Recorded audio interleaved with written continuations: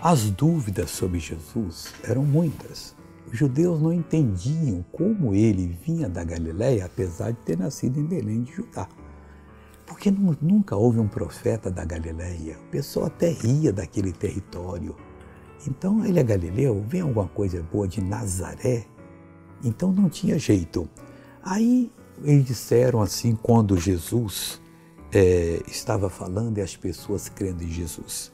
Responderam eles e disseram-lhe: És tu também da Galiléia? Examina e verás se da Galiléia, e verás que da Galiléia nenhum profeta surgiu. Preconceito. Mas esse não era nem galileu, morava lá desde criança quando voltou do Egito. Lá ele foi treinado a servir no meio de um povo pobre, miserável, mas com santidade, temor de Deus, chegou o que tinha de ser.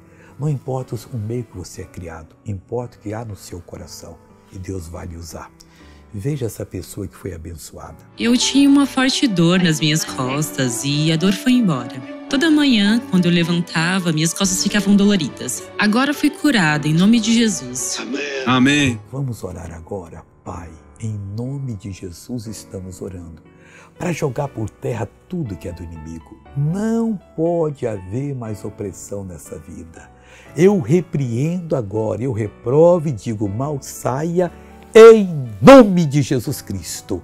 E você diga: obrigado, Jesus, pois agora viva nessa liberdade que Cristo lhe chamou para desfrutar.